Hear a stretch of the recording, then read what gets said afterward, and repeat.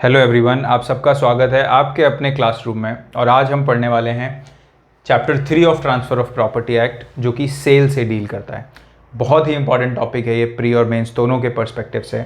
और जैसा कि आप सब समझते हैं, प्रॉपर्टी को ख़रीदना या बेचना ये तो अपने आप में बहुत इंपॉर्टेंट चीज़ है, एग्ज़ाम के पर्सपेक्टिव से और प्रैक्टिकली भी। तो अगर आप इस लेक्चर को आखिरी तक देखेंगे तो आपको सेल से रिलेटेड जो भी निटी ग्रिटीज़ हैं, जो भी कंसेप्ट्स हैं, आपके सारे के सारे कंप्लीटली क्लियर हो जाएंगे। तो मैं उम्मीद करता हूँ आप इसको एंजॉय करेंगे इस लेक्चर को। ये लेक्चर शुरू करने से पहले मैं आपसे जो डेली जो बात करता हूँ वो आज फिर करना चाहूँगा। कुछ नया नहीं है, ठीक है, पर नई बातें डेली कहाँ से लेके आऊँगा मैं, आप ही बताइए। तो पर जो मैं बोलने जा रहा हूँ वो बहुत इंपॉर्टेंट है। हमारा जो इनिशिएटिव है उसका पर्पज़ ये है कि जो कंपटीशन है उसमें एक पैरिटी हो। वो लोग जो बहुत अच्छी फ़ीस अफोर्ड कर सकते हैं, बड़े शहरों में कोचिंग्स में जा सकते हैं, और वो लोग जो किसी दूर दराज के इलाके में, बक्सर में, दंतेवाड़ा में, या बिहार के कहीं किसी दूसरे दूर दराज के इलाके में, या कोई इंसान उत्तर प्रदेश के किसी गांव में बैठ के लॉ की पढ़ाई कर रहा है और वो जज बनना चाहता है, जुडिशल सर्विसेज क्लियर करना चाहता है। तो जो गैप है, एक इंसान जो दिल्ली में जाके कोचिंग कर रहा है, लखनऊ, इंदौर जैसे शहरों में जाके कोचिंग कर रहा है उसमें, और जो गांव में बैठा है उसमें, यहाँ लगभग इतना गैप है उनकी प्रिपरेशन का। उसके दिमाग में, उसके टैलेंट में प्रॉब्लम नहीं है, प्रॉब्लम जो कंटेंट, जो उसको कंटेंट का जो एक्सेस है उसमें प्रॉब्लम है, राइट। तो जिससे कि कंपटीशन बराबरी का नहीं हो पाता। हम इंश्योर करना चाहते हैं कि जो कंपटीशन हो वो बराबरी का हो। इवन वो लोग भी, कई बार जो लोग बड़ी कोचिंगों में पढ़ते हैं, बहुत सारी फीस वगैरह देते हैं, ठीक है, वो लोग भी, उनको भी ऐसा कोई बहुत अच्छा कंटेंट नहीं मिलता है, क्योंकि कोचिंग इंस्टीट्यूट्स वादे तो बहुत ज़्यादा करते हैं। जब आप उनके पास जाते हैं वो आपको बताते हैं कि नहीं, अगर आप ये कर लेंगे तो आप बिल्कुल 100% आप हमारे एडमिशन ले लिए जज तो बनी जाएंगे, पर ऐसा होता नहीं है। एक बार जब आप फीस दे देते हैं तो उसके बाद फिर टीचर्स अच्छे नहीं होंगे, उतना ध्यान नहीं दिया जाएगा, ये सारे इश्यूज़ भी होते हैं। आपका कोर्स ही 2 साल तक ख़त्म नहीं हो पा रहा है, ऐसा भी होता है बहुत रिनाउंड कोचिंग इंस्टीट्यूट्स में। तो मैं चाहता हूँ कि वो सारी प्रॉब्लम्स दूर हों, और अगर आपके पास केवल एक 4G कनेक्शन है तो आप केवल उस कनेक्शन के थ्रू इन लेक्चर्स को अगर आप देखें तो आप जुडिशियल सर्विसेज की कंप्लीट प्रिपरेशन कर पाएँ। इसीलिए जो हमने अभी शुरुआत की है वो ट्रांसफ़र ऑफ प्रॉपर्टी एक्ट से की, और इसके पीछे का भी पर्पज़ ये है कि ट्रांसफ़र ऑफ प्रॉपर्टी एक्ट बहुत ही डिफ़िकल्ट एक्ट माना जाता है लोगों के द्वारा, राइट। तो इस पे जो कंटेंट है वो उतना अच्छा कंटेंट अवेलेबल नहीं है। तो हम लोग ये ना सोचते हुए कि नहीं ये लेक्चर्स जो हैं वो फ्री ऑफ कॉस्ट हैं तो हम आपको सब स्टैंडर्ड कंटेंट प्रोवाइड कराएं, ऐसा हमारे दिमाग में ऐसा कुछ नहीं है। हमारा एम ही है कि फ्री ऑफ कॉस्ट आप लोग केवल एक 4G कनेक्शन के थ्रू इन लेक्चर्स को पढ़ के आप जुडिशरी क्लियर करें। और मैं आपको यकीन दिलाता हूं कि अगर आप इन लेक्चर्स को कंप्लीटली देखेंगे तो आपको कोई और सोर्स उस पर्टिकुलर टॉपिक पर रेफर करने की जरूरत नहीं पड़ेगी, क्योंकि मैं ऑलरेडी उसके लिए बहुत मेहनत करता हूं और ये लेक्चर आपके पास लेके आता हूं। तो इसीलिए मेरी आपसे ये उम्मीद है कि ये जो इनिशिएटिव है, जो कि केवल मेरा नहीं है, मेरा और आपका, हम सबका है, तो इसको आप हर लॉ स्टूडेंट तक पहुंचाएंगे, हर जुडिशियल सर्विसेज एस्पिरेंट तक पहुंचाएंगे, और इस क्लासरूम का एक्सेस उसके पास भी होना चाहिए, ताकि जब वो चाहे वो लॉ का बेस्ट कंटेंट एक्सेस कर सके, सबसे बेहतरीन तरीके से लॉ को सिंपल भाषा में समझ सके। Thank you so much. अब हम आगे बढ़ते हैं अपने लेक्चर के साथ, जो कि डील करता है सेल से। तो आई होप आप जब इस टॉपिक को पढ़ रहे होंगे तो आपके पास बेयर एक्ट होगा। सेक्शन 54 जो है वो डिफाइन करता है कि सेल क्या है, ठीक है।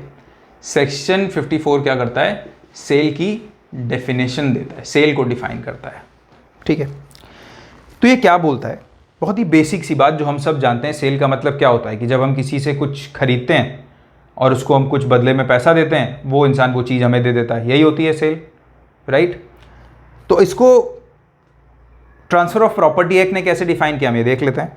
It says sale is a transfer of ownership. तो यही तो मतलब है, सेल क्या होता है, transfer of ownership,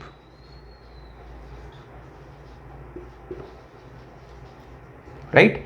in exchange for price paid, promised, part paid and part promised. तो मतलब transfer of ownership in exchange of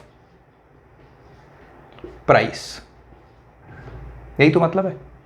simple सी बात है कि भाई ये घर है किसी का, मान लीजिए ए का घर है, ये ए ने ये घर क्या करा, सेल कर दिया, किसको, बी को सेल कर दिया, बेच दिया। तो पहले क्या था, ए ओनर था, अभी कौन हो गया, बी ओनर हो गया। बी ने क्या करा, ए ने इसको घर दिया तो बी ने इसको क्या दिए, पैसे दिए, प्राइस दिया, तो कंसिडरेशन दिया, राइट। तो यही है सेल, कोई बहुत डिफिकल्ट कंसेप्ट तो है नहीं है।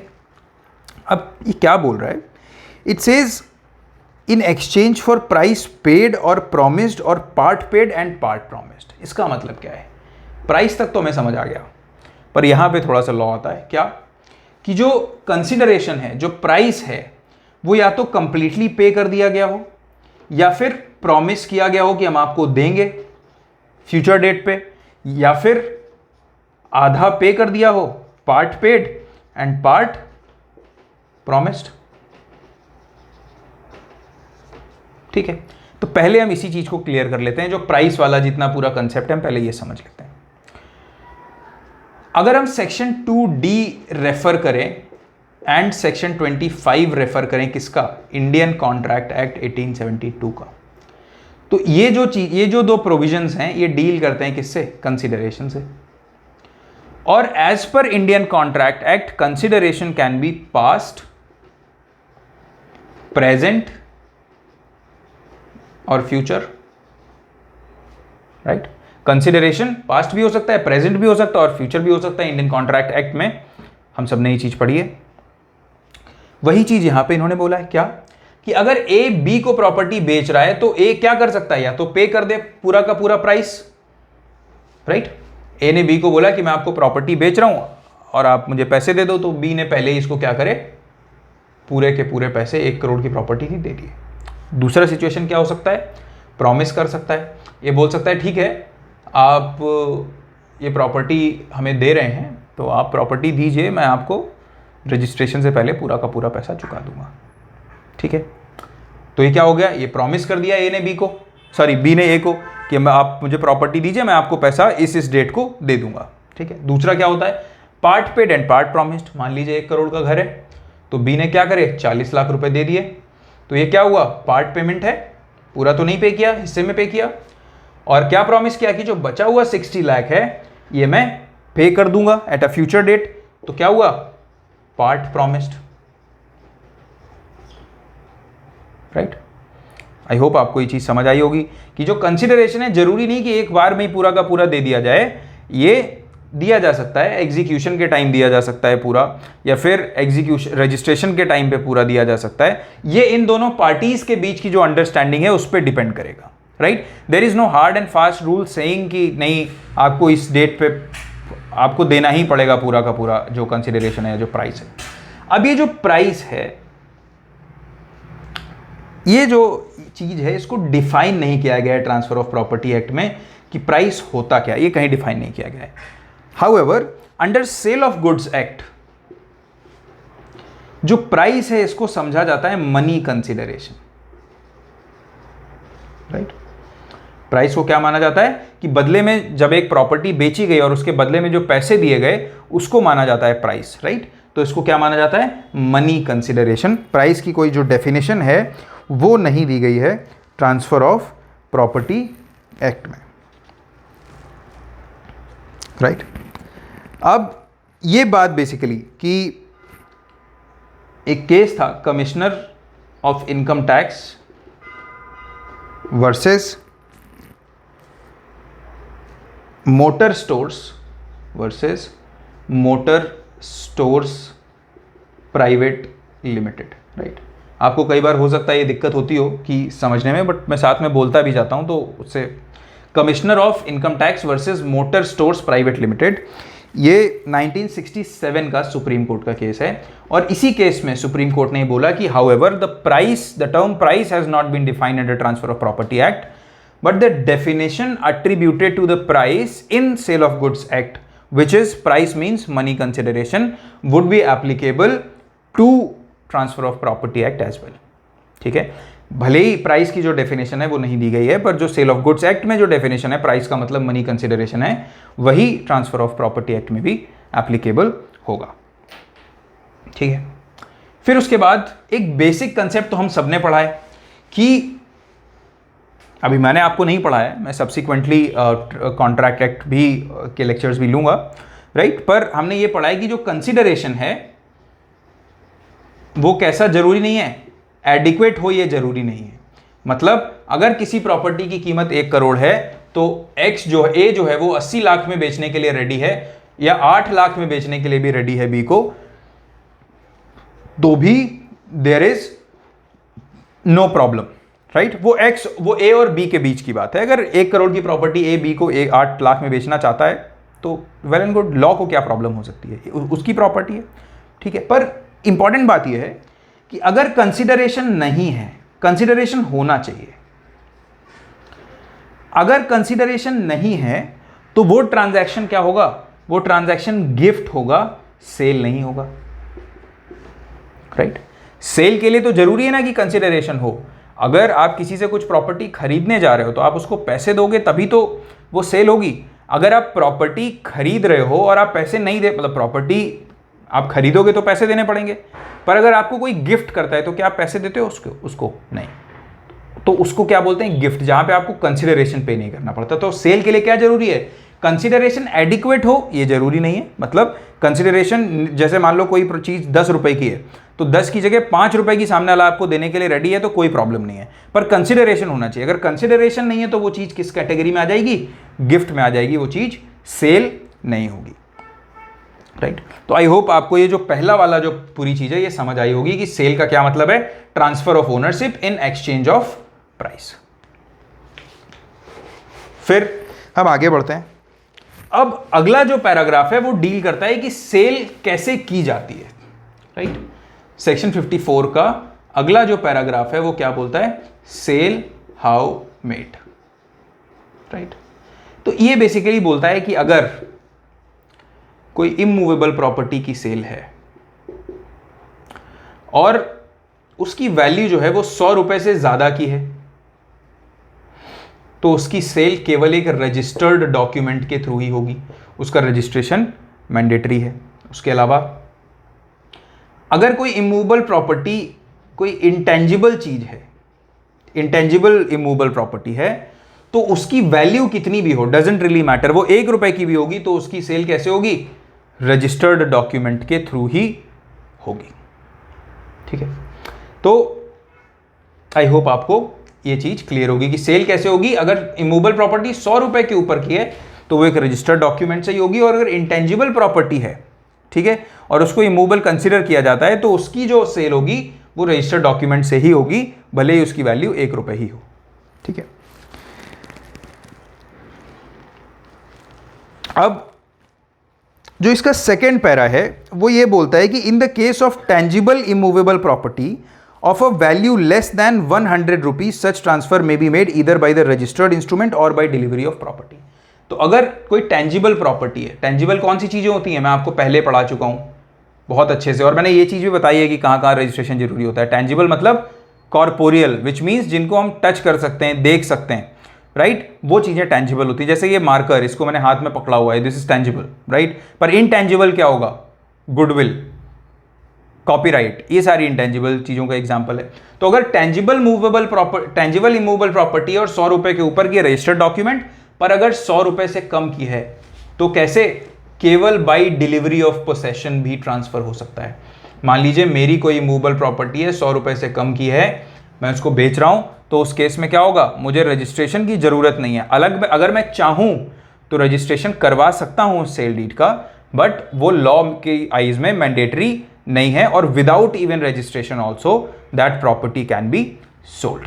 तो कैसे, मान लीजिए ये वो इमूवेबल प्रॉपर्टी है और इसको मुझे ट्रांसफर करना है, तो जिसको करना है मैंने उससे पैसे लिए और इसका पोसेशन मैंने सामने वाले इंसान को दे दिया, राइट। तो ये इस तरह से सेल की जाती है, सेल हाउ मेड, जो सेकंड पैरा है वो ये बोलता है। अब अगला जो इसका थर्ड पैरा है वो क्या बात करता है, it says delivery of tangible immovable property takes place when the seller places the buyer और such person as he directs in possession of the property. कि जो टेंजिबल इमूवेबल प्रॉपर्टी है उसका डिलीवरी कब होती है, जब पोसेशन ट्रांसफर हो जाता है, ठीक है। मान लीजिए ए ने बी को कोई प्रॉपर्टी बेची, ठीक है, तो ये कब माना जाएगा कि इसकी डिलीवरी हो गई, जब बी इस प्रॉपर्टी के पोसेशन में आ गया, या फिर बी ने ए को ये बोला कि भाई आप सी को इस प्रॉपर्टी का पोसेशन दे दीजिए। तो जब ए ने पोसेशन डिलीवर कर दिया तब ऐसा माना जाएगा कि ये जो टैंजिबल इमूवेबल प्रॉपर्टी है इसकी डिलीवरी हो गई।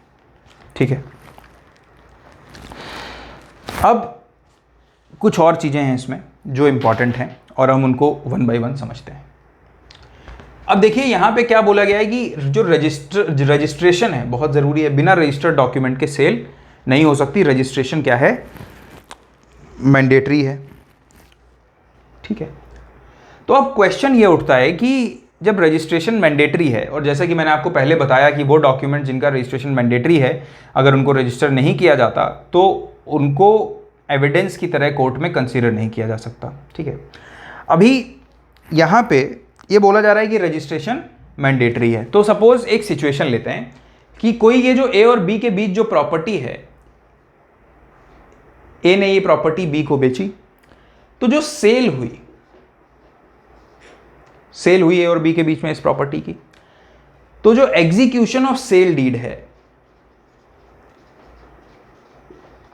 राइट, सेल डीड क्या होता है, वो कागज जो कि ये बोलता है कि भाई जो प्रॉपर्टी है ये बेची जा चुकी है, राइट, जो सेल को इफेक्टिव करता है।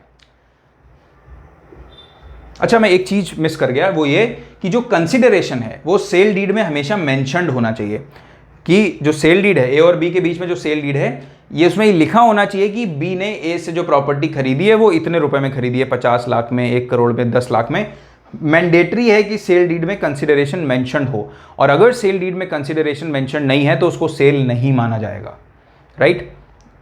तो अभी वापस इस पे आते हैं कि एग्जीक्यूशन ऑफ सेल डीड कब हुआ इस प्रॉपर्टी का। Execution of sale deed suppose हुआ 1 जनवरी 2020 को, राइट। अब इसका जो रजिस्ट्रेशन है, क्योंकि रजिस्ट्रेशन भी कंपलसरी है तो इसका रजिस्ट्रेशन भी होगा। इसका रजिस्ट्रेशन हुआ 1 मार्च 2020 को। तो अब आप बताइए कि सेल कब से माना जाएगी, कब से ये माना जाएगा कि सेल इफेक्टिव है, कब से माना जाएगा कि सेल हो गई है, किस डेट से, डेट ऑफ एग्जीक्यूशन से या फिर डेट ऑफ रजिस्ट्रेशन से। बेसिकली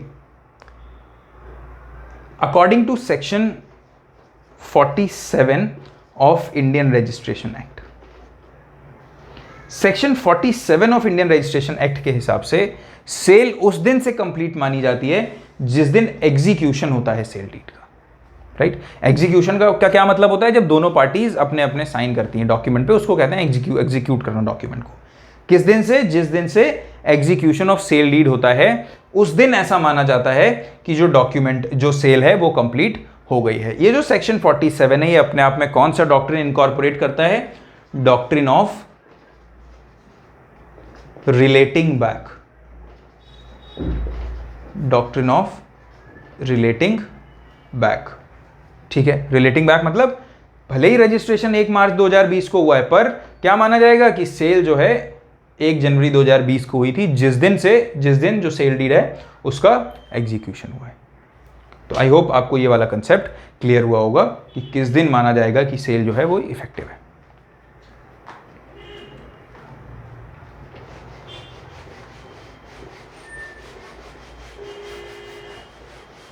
ठीक है, अब इसके बाद केवल आपकी प्रिलिमिनरी इंफॉर्मेशन के लिए, जब भी प्रॉपर्टी जो है मूवेबल प्रॉपर्टी के सेल की बात होती है तो उसमें केवल टीपीए ही नहीं आता। टीपीए में section 54 plus Indian registration act के प्रोविजंस। और रजिस्ट्रेशन कब होता है, जब गवर्नमेंट द्वारा निर्धारित जो स्टैंप ड्यूटी है आप पे करते हो, राइट। तो एक और कौन सा एक्ट आता है, स्टैंप एक्ट। ठीक है, तो इन तीनों की कंजॉइंट रीडिंग होती है। ठीक है, अभी this is not the appropriate time and occasion to go into each one of these, but मैं जो इसके रेलेवेंट प्रोविजंस थे मैंने आपको बताए, तो आपकी मैं अंडरस्टैंडिंग के लिए भी यहां पे बता रहा हूं कि जो इमूवेबल प्रॉपर्टी है उसकी सेल कब होती है, जब सेल होने के लिए अपन को 3 एक्ट्स देखने पड़ते हैं, एक ट्रांसफर ऑफ प्रॉपर्टी, एक Indian registration act and stamp act. तो इंडियन रजिस्ट्रेशन एक्ट, जब आप डॉक्यूमेंट का रजिस्ट्रेशन करवाने जाते हो तो आप रजिस्ट्रेशन कब करवा पाओगे, जब आप स्टैंप एक्ट के तहत जो राज्य सरकार ने जो स्टैंप ड्यूटी निर्धारित की होगी वो पे करोगे, उसके बाद ही डॉक्यूमेंट का रजिस्ट्रेशन होगा।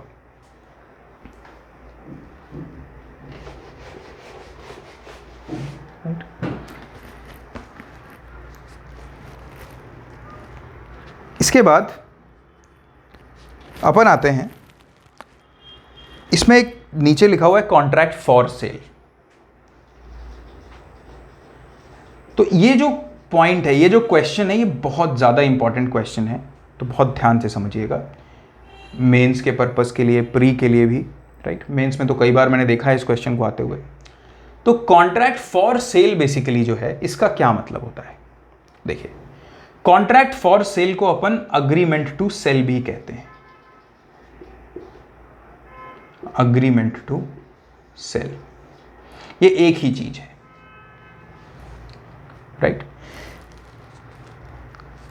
तो अगर आप इसको पढ़ेंगे बेयर एक्ट में क्या लिखा हुआ है, contract for the sale of immovable property is a contract that sale of such property shall take place on terms settled between the parties. It does not of itself create any interest in or charge on such property, right. इसका क्या मतलब है? जैसे अभी हम पहले पीछे example देख रहे थे कि जो हमने पार्ट परफॉर्मेंस सेक्शन 53A वाला जो लेक्चर 23 किया, उसमें मैंने आपको बहुत सारे एग्जांपल्स दिए जहां पे अग्रीमेंट टू सेल होता है पार्टीज के बीच में। तो ये अग्रीमेंट टू सेल कैसा होता है, मैं एक बार आपको फिर बता देता हूं। ए ने बी को क्या बोला कि ये जो मेरी प्रॉपर्टी है ये मैं आपको बेचूंगा, ठीक है। तो बी ने क्या किया, इन दोनों के बीच में क्या हो गया, अग्रीमेंट हो गया। अग्रीमेंट टू सेल या फिर कॉन्ट्रैक्ट फॉर सेल इसी को बोलते हैं। तो क्या ये जो अग्रीमेंट हुआ, ए ने क्या बोला, मैं ये प्रॉपर्टी आपको ट्रांसफर करूंगा। तो हो सकता है बी ने इसको 10 लाख रुपए दे दिए, प्रॉपर्टी 1 करोड़ की थी, तो इसने बोला ठीक है, जब ए सेल डीड एग्जीक्यूट करेगा, जब एक्चुअल में सेल होगी तो बचा हुआ पैसा ये ए को दे देगा। तो क्या ये जो अग्रीमेंट है, क्या इससे बी ओनर बन गया इस प्रॉपर्टी का? नहीं, बिकी तो नहीं ना प्रॉपर्टी फ्यूचर डेट पे बिकेगी। तो ये जो अग्रीमेंट है, ये किस, या ये जो कॉन्ट्रैक्ट फॉर सेल है या अग्रीमेंट टू सेल है, ये क्या बात कर रहा है, that there shall be executed another document which is sale deed in future, right. तो ये जो कॉन्ट्रैक्ट फॉर सेल और अग्रीमेंट टू सेल कर लेने से ही प्रॉपर्टी जो है इसको ट्रांसफर नहीं हो जाएगी। तो बी के फेवर में कोई भी राइट और इंटरेस्ट इस प्रॉपर्टी में क्रिएट नहीं होगा, जस्ट बिकॉज इसने क्या किया है, इसने अग्रीमेंट टू सेल इसके साथ एंटर किया है। पर बी के पास क्या रेमेडीज हो सकती हैं? मान लीजिए अगर बी पोसेशन में आ गया है इस प्रॉपर्टी के, राइट, अग्रीमेंट टू सेल हुआ और इसने इसका पोसेशन ले लिया। तो हमने लास्ट लेक्चर में पढ़ा था, मुझे उम्मीद है आपने वो देखा होगा, बहुत अच्छी अंडरस्टैंडिंग के लिए पार्ट परफॉर्मेंस की। तो रेमेडी एक क्या है, सेक्शन 53A टीपीए के अंडर जो बी है वो क्या बोल सकता है, पार्ट परफॉर्मेंस के लिए बोल सकता है, ठीक है। मैं पार्ट परफॉर्मेंस यहां पे दोबारा एक्सप्लेन नहीं करूंगा, आपको वो लेक्चर देखना चाहिए, अदरवाइज ये लेक्चर बहुत लंबा हो जाएगा। दूसरा ये क्या बोल सकता है, जो बी है इसके पास दूसरा और क्या राइट आया, स्पेसिफिक परफॉर्मेंस ऑफ कॉन्ट्रैक्ट का राइट आया। स्पेसिफिक परफॉर्मेंस ऑफ कॉन्ट्रैक्ट का राइट आया under specific relief act. Specific performance of contract क्या होगी, अगर ए मना कर देता है ये जो प्रॉपर्टी है इसको, जो सेल डीड है यहां पे एग्जीक्यूट करने से, तो बी कोर्ट में जाके ये बोलेगा कि मैं पूरा का पूरा कंसिडरेशन, जो 1 करोड़ रुपए की जो डील हुई थी हमारी, तो उसका जो बचा हुआ हिस्सा है मैं पे करने के लिए रेडी हूं।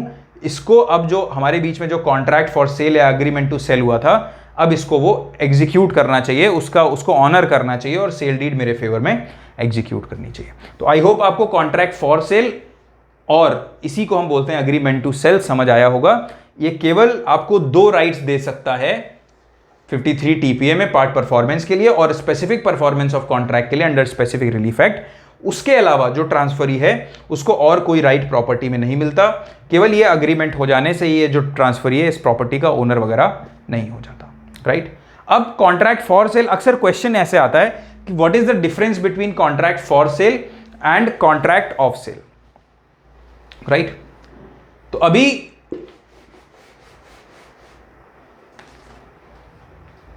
हम देखें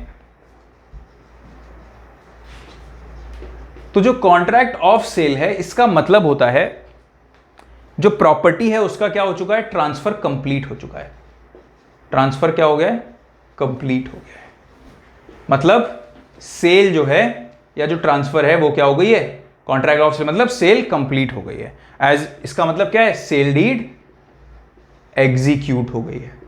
और जब सेल कंप्लीट हो जाती है तब क्या होता है, तो जो ट्रांसफरी होता है, मान लो जिस प्रॉपर्टी का पहले ए ओनर था, अब उस प्रॉपर्टी का ओनर कौन हो गया, बी हो गया, राइट। तो ये डिफरेंस है कॉन्ट्रैक्ट फॉर सेल में and contract of sale. I hope आपको ये जो डिफरेंस है ये बहुत ही प्रॉपरली समझ आया होगा और याद रहेगा, क्योंकि एग्जाम में बहुत पूछा जाता है।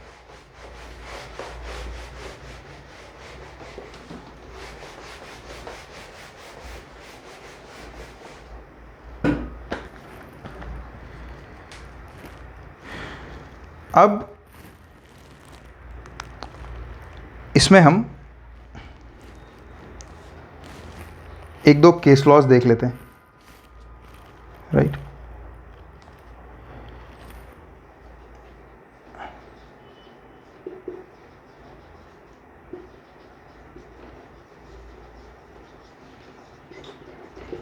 सूरज lamp and industries versus state of Haryana, 2009 supreme court का केस है ये।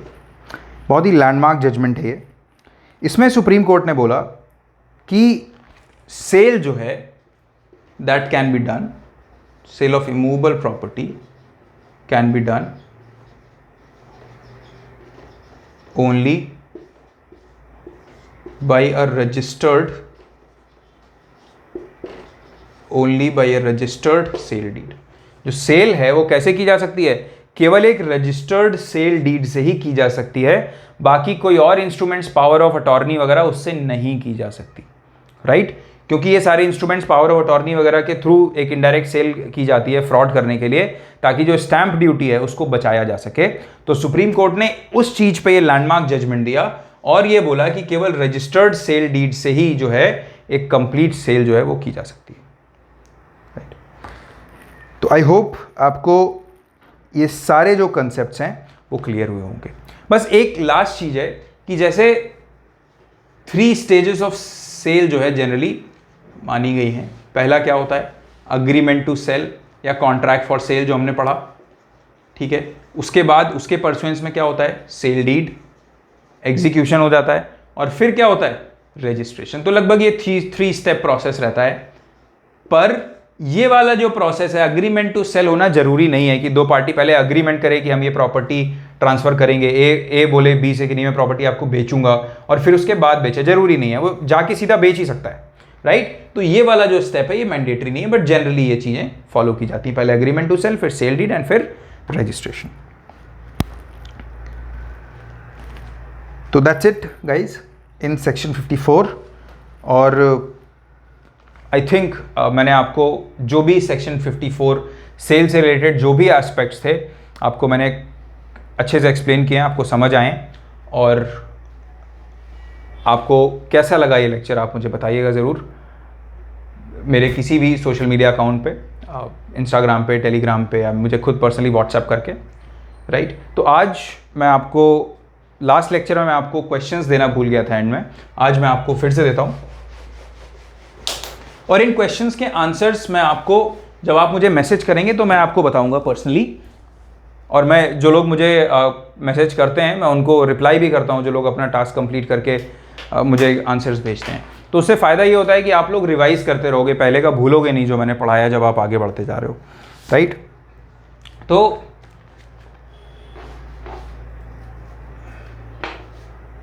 मेरा क्वेश्चन ये है आपसे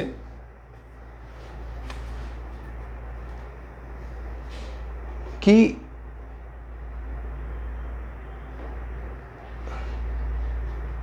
ऑस्टेंसिबल ओनर कौन होता है,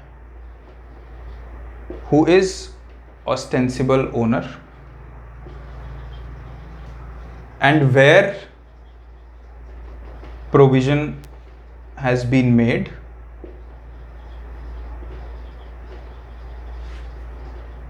for a transfer by him, right? ये मेरा फर्स्ट क्वेश्चन है आपसे। एंड सेकेंड क्वेश्चन इज कि ट्रांसफर ऑफ प्रॉपर्टी एक्ट में इंस्ट्रूमेंट का क्या मतलब होता है, right? What does instrument mean in a transfer of property act? तो ये आपके क्वेश्चंस हैं और आई होप इसका आंसर आप मुझे भेजोगे। और कुछ स्टूडेंट्स हैं जो कंटिन्यूसली मुझे आंसर्स भेजते हैं और इसी बहाने मेरा उनसे इंटरेक्शन हो जाता है, उनके जो डाउट्स और भी कुछ होते हैं तो वो उनसे क्लियर हो जाते हैं और मुझे भी उनसे कनेक्ट होकर खुशी होती है। तो आई होप आप में से ज़्यादा लोग मुझसे कनेक्ट होंगे। मेरा जो व्हाट्सएप नंबर है वो जो डिस्क्रिप्शन है उसमें मेंशन रहता है, तो आप उस पर मुझे एक मैसेज डाल सकते हैं with screenshot of this question, क्योंकि मुझे नहीं पता है कि आप ये आंसर कब भेजने वाले हो, तो मैं याद नहीं रख पाऊंगा कि आपने किस क्वेश्चन का आंसर किया है। तो स्क्रीनशॉट के साथ भेजिएगा जब भी भेजिएगा। Thank you so much, keep watching, keep learning.